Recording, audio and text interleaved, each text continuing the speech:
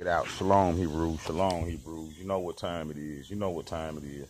Israel being Israel. Israelite brotherhood. Check it out, Hebrews. I've been running into some Hebrews. You know what I'm saying? Been having trouble explaining to other people how we the Hebrews. You know what I'm saying? Because you run into a lot of enemies, especially them Arabs. They'll say, how y'all Hebrews? You know what I'm saying? Even white folks, they'll say, how y'all Hebrews? You know what I'm saying? This is how you show them we Hebrews. You go right to the point. You ain't got time to jump around and be showing them all them verses and stuff. So what you do is you go to the book of 2 Kings 25:26. 2 Kings chapter 25, verse 26. All right, you'll see that all the people ran into Egypt. And it says, all the people, both small and great, and the captains of the armies arose and came to Egypt, for they was afraid of the Chaldeans.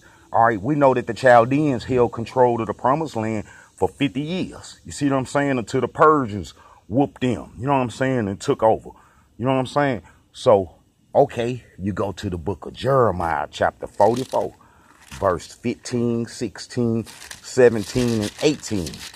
Written in 588 BC. This correlate with 2 Kings, chapter 25, verse 26. All right, in chapter 44, the whole Hebrew nation went into Africa. And as you read down, you know what I'm saying? You know that they got that old mistranslated word Jew. You know what I'm saying? We know that that word Jew didn't exist back then. But as you read chapter 44, and then you get down to verse 2, and it says this. This said the Elohim, the host, the Yah of Israel. Ye have seen all the evil that I have brought upon Jerusalem and upon all the cities of Judah. And behold, this day they are a desolation, and no man dwelleth therein. The whole land was empty for 50 years. The whole Hebrew nation went into Africa because there wasn't no 10 lost tribes. I done showed that already.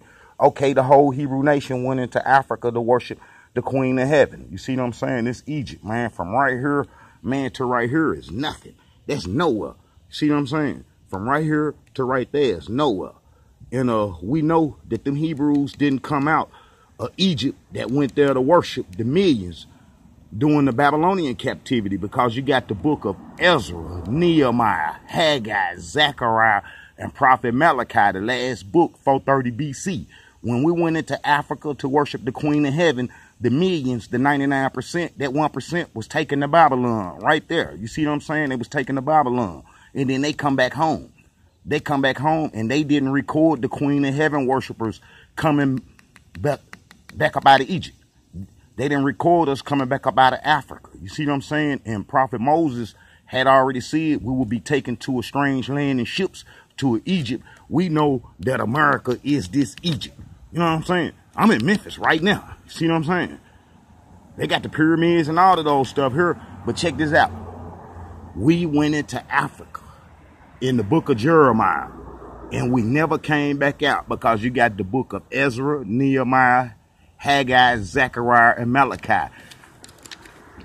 From 538 BC to 430 BC, they didn't record the Queen of Heaven worshipers coming back out to be with them. That would have been a great day if the Queen of Heaven worshipers, the ones who caused the Babylonian captivity, came back home.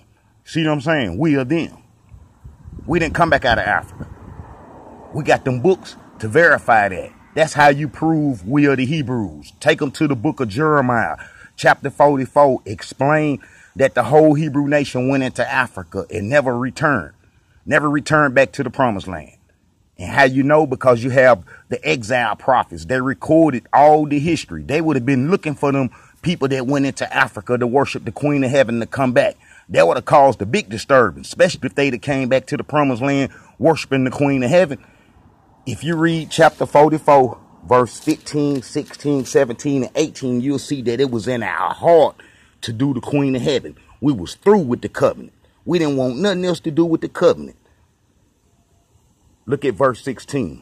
As for the word that thou hast spoken to us in the name of the Elohim, we will not hearken unto thee. That's what we told the prophet Jeremiah, that we ain't finna listen to nothing you got to say. We going back into Egypt to worship the Egyptian religion. Egypt is part of the Sahara. This is the Har. They call our DNA sub-Shahari. You see what I'm saying? This is where the Hebrews ran to. This is where the Israelites ran to. See what I'm saying? We controlled all these parts right here. This is where they took us from. All these parts. We had to get away from here. Too many wars was going on down here, especially when the Creator said he was going to send Nebuchadnezzar and all them folks coming to Egypt. Man, we took off, man, down to these parts. That's why I come, you know what I'm saying, Nigeria, and all them old parts. All right, shalom. That's how you prove we the Hebrews. By taking them to the book of Jeremiah. Show them that we went into Africa to worship the Queen of Heaven religion and that we never came back out. And how you had the exile prophets to verify that.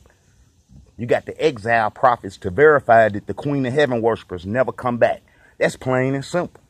Shalom.